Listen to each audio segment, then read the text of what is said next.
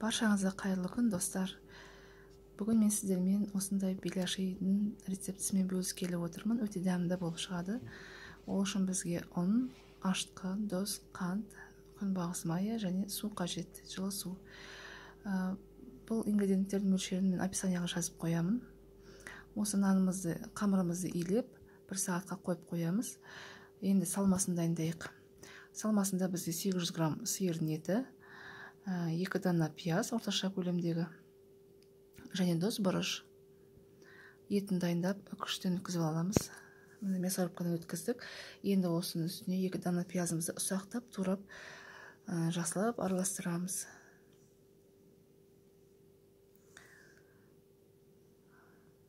Достар, мен барлық ингредиенттердің мөлшерін описанияға жазып қоямын. Он жаңағы суымыздың барлық мөлшерін.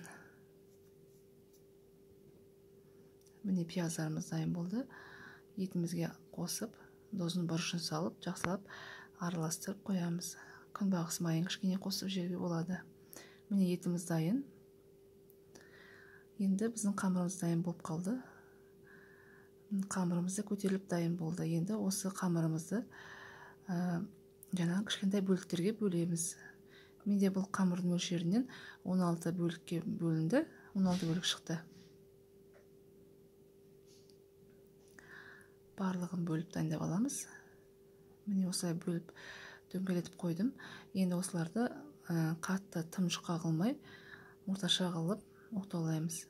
Және достар, ортасын қатты оқтауламай, шеттерін басып, ортасын кішкене қалыңдау қылыңыздар.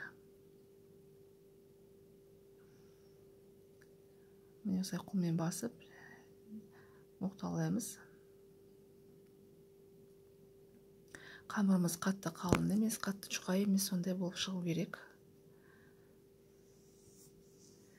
Міне бәрі дайын болды. Енді беляшиіміздің салмасын салып, ары қарай істейміз. Салмасына 1-2 ас қасық кетеді.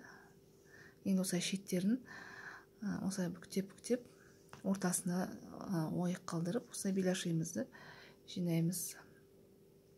Міне осындай болып шығады.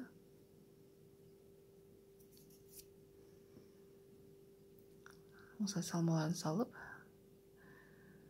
барлық беляшиімізді дайындап шығамыз. Міне осылай шеттерінен бүктеп айналдырып отырсаңыздар, өзі формасы солай шығады.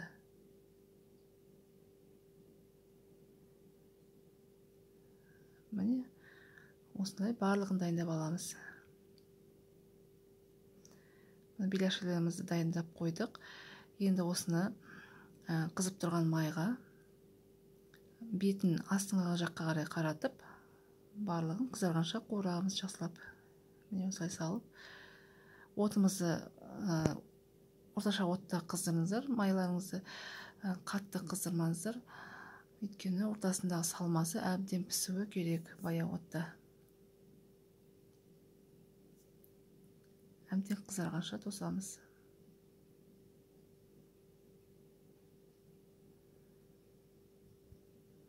Міне беляшиларымызды аудардық. Ортасындағы салмасы толықтай пісті.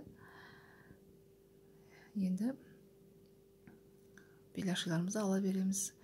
Міне достар, осындай беляшилар шықты. Ортасындағы салмасы бәрі пісіп, қамыры қатты қалың емес, сондай болып әдемі болып шықты. Достар, егер де менің видеом сіздерге ұнап жатса, лайк басып, комментарий жазып, менің каналыма тіркелуді ұмытпаңыздар. Сіздердің қолдауларыңыз өте маңызды. Алдын ала рахмет.